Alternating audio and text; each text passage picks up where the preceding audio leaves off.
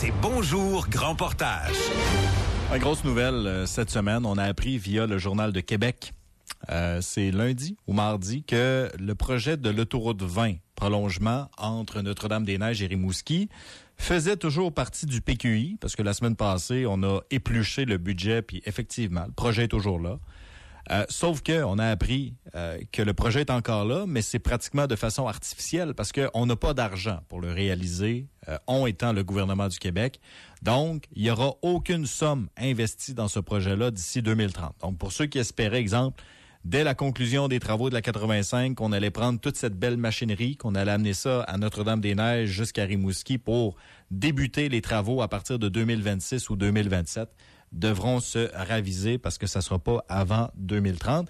Et même la réponse de Maïté Blanchette-Vizina qui, pour ceux qui sont en faveur du projet, disons qu'il n'y a rien de rassurant, elle utilise le conditionnel en disant si un jour on vient qu'à avoir les sommes, le projet pourrait éventuellement reprendre. Il n'y a rien de rassurant là-dedans. Et ce matin, j'ai l'occasion de parler avec le porte-parole du groupe Le Pont de la Vin, ça tient pas debout, Sébastien Rioux, qui est là avec nous. Bon matin, Sébastien. Bon matin, Kevin. C'est une grosse nouvelle. J'imagine que chez vous, j'ai pas besoin de vous présenter, vous êtes contre le projet, là. J'imagine que ça a été accueilli avec beaucoup d'enthousiasme, enthousiasme modéré. Comment on accueille cette nouvelle-là? Bien, avec un enthousiasme, bien sûr, modéré dans le sens qu'on reste vigilant pour voir ce qui va se passer dans les prochaines semaines ou prochaines journées, pour voir qu'est-ce qui va se passer avec ce qui a déjà été entamé comme étude, par exemple. Mais on se rend compte que, au final, le gouvernement nous donne raison sur notre argumentaire que ça fait des années qu'on le dit, il n'y a pas d'argent pour faire des nouveaux grands projets comme ça, et l'argent doit être remise dans les infrastructures actuelles, que l'on parle autant des routes que nos hôpitaux ou nos écoles. Donc, je pense que ce qui doit être mis de l'avant présentement, c'est l'amélioration de la 132, parce que là, on se rend compte encore une fois que le gouvernement abandonne les usagers de la route du Bas-Saint-Laurent et remet encore aux oubliettes le prolongement de l'autoroute 20, mais ne fera rien pour l'amélioration de la route 132 encore. Donc, nous, on va continuer de militer quand même pour marteler l'amélioration de la route 132 parce qu'on pense que c'est primordial. Ouais, je parlais de la réponse tantôt de Maïté Blanchette-Vizina qui dit dès que le contexte budgétaire, et là je la cite, là, c'est une réponse officielle, dès que le contexte budgétaire le permettra, des activités liées à ces projets pourraient reprendre. On veut que les projets commencés se terminent. C'est important pour nous que ce projet voit le jour. C'est particulier comme réponse, on dirait, puis je sais pas si tu vois la même chose. J'ai l'impression qu'on tire dans les deux directions. Oh, mais c'est un discours électoraliste. Ce dossier-là a toujours été un dossier électoral et c'est ce que Maïté Blanchette-Vizina fait encore. Elle ne veut pas perdre ses élections, donc elle rassure les gens qui sont pour et pour essayer de leur donner un espoir encore, mais c'est de la poudre aux yeux. Ça a toujours été de la poudre aux yeux.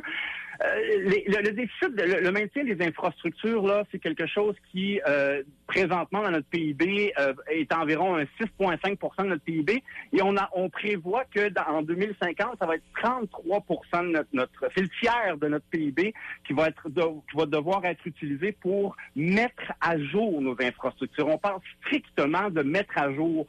Donc, de prétendre que en 2030 ou un peu plus tard, il va y avoir de l'argent pour faire ces projets-là, c'est complètement faux. Là. On le sait très bien. La lucidité nous démontre carrément qu'il n'y aura pas plus d'argent en 2030.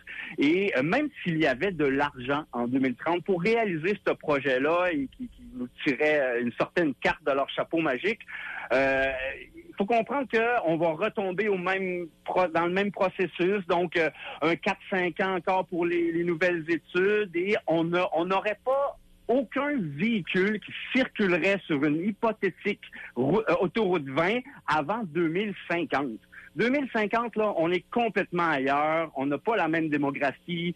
C'est pas du tout la même situation et ce n'est pas justifié. Ça ne sera pas justifié d'avoir une nouvelle autoroute en 2050. Donc, agissons maintenant, arrêtons de faire un dossier strictement pour faire plaisir à la population du Bas-Saint-Laurent puis pour se faire élire. Là, je pense que la population du Bas-Saint-Laurent en a assez de se faire promettre plein de choses puis que ça se déroule jamais. Puis c'est autant pour les Provins puis ceux qui sont contre. Là, je pense que on est rendu à un moment charnière, un endroit charnière où à la limite, on doit tous s'unir pour réclamer vraiment des modifications à la route 132.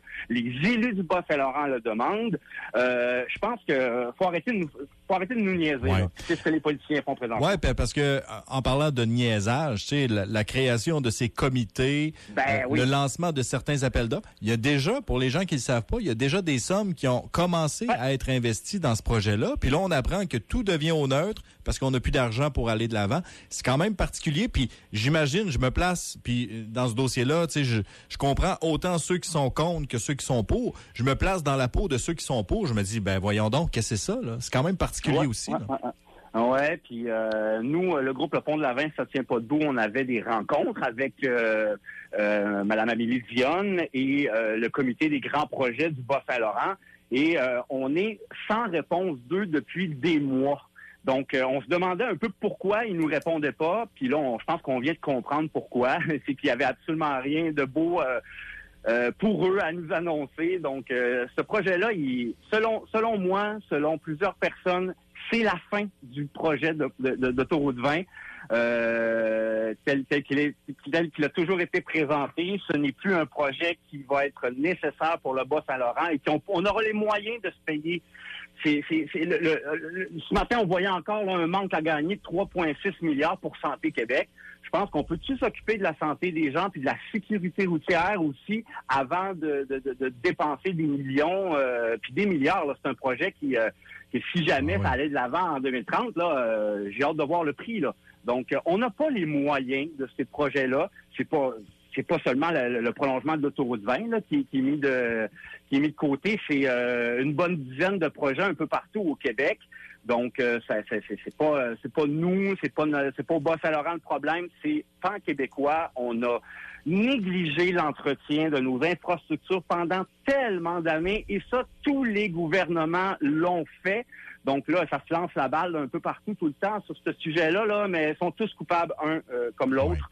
Je pense que c'est le temps d'agir pour vrai, puis d'arrêter de nous niaiser. Là. Je reviens sur ce terme-là, mais c'est vraiment l'impression que tout le monde a, c'est que les politiciens nous promettent une autoroute 20 pour se faire élire aux élections, puis une fois que qu'ils ont gagné, ben ils s'intéressent même plus à la sécurité routière. Là. Donc, c'est n'importe quoi.